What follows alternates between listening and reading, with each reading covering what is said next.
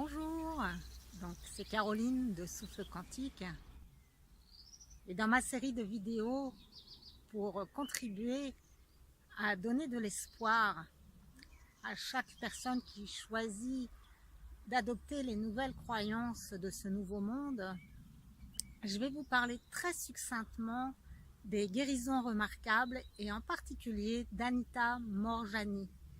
Anita Morjani est une personne qui était en phase terminale de cancer du système lymphatique. Elle était dans le coma et en 24 heures, elle est revenue de cette NDE, c'est-à-dire Nord-Est expérience de mort imminente, guérie, complètement guérie, alors qu'elle était en agonie. Et cette personne, elle a été invitée il y a peu de temps en fait à faire bien sûr beaucoup de reportages dans le monde entier, de témoignages.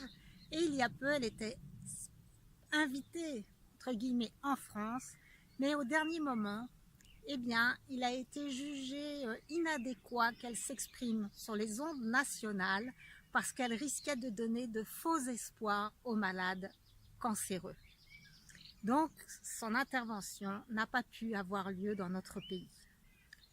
Donc, c'est intéressant de découvrir comment l'État et les médias fonctionnent pour nous maintenir dans l'ignorance et pour nous maintenir dans notre petitesse et notre croyance en notre incapacité à nous guérir par les voies de l'esprit.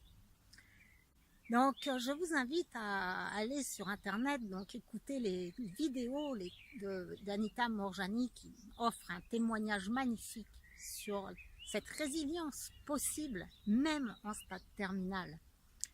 Et il y a un autre ouvrage qui s'appelle Guérison remarquable à ce sujet, qui présente en fait des statistiques et qui s'est intéressé en fait aux personnes justement qui statistiquement étaient condamnés par la science et qui s'en sont sortis. C'est-à-dire que les médecins et les vétérinaires, nous avons été formés à tel diagnostic, eh bien, il y a 50% de chances de survie à 5 ans, à 10 ans, et ça donne ce qu'on appelle des courbes de Gauss ou des courbes en cloche. C'est-à-dire qu'en haut de la courbe, eh bien, c'est statistiquement là où il y a un maximum de personnes qui vont avoir un taux de survie à tant de temps. Et puis, sur les côtés, il y a très peu de gens qui soit, on va dire, meurent très vite ou au contraire survivent très longtemps. Et la médecine, elle explique que les extrêmes, on ne peut pas les prendre en compte parce qu'ils ne sont pas statistiquement représentatifs.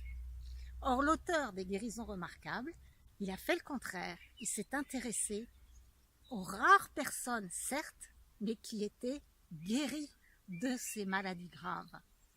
Et ce qu'il en ressort, c'est qu'il n'y a aucune règle. Une personne peut se guérir en regardant des films drôles toute la journée à la télé. Une autre en allant marcher. Une autre en faisant un jeûne prolongé. Chaque personne a son propre guérisseur intérieur. Mais le point commun entre toutes ces guérisons, c'est qu'ils ont refusé la fatalité et qu'ils ont affronté le diagnostic. Pour autant, ils ont affronté le diagnostic, ils n'ont pas nié, mais ils ont accepté la réalité et ils ont fait des changements profonds dans leur vie.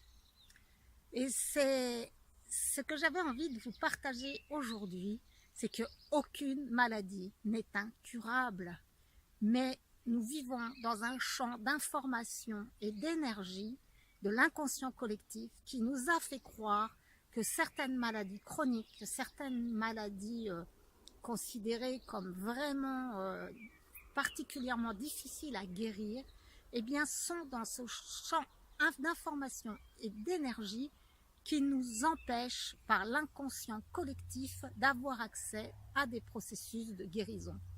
Et plus nous serons nombreux à refuser d'entrer dans ce champ d'information et d'énergie et d'activer toutes nos ressources pour aller explorer de nouveaux potentiels, et bien plus les guérisons vont devenir monnaie courante, même dans des situations qui jusqu'alors étaient considérées comme irréversibles.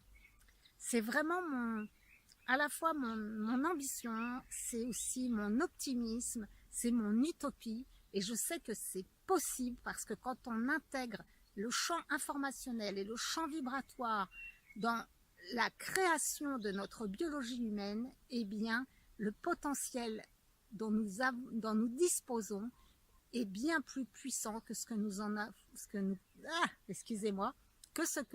on nous a fait croire jusqu'à maintenant.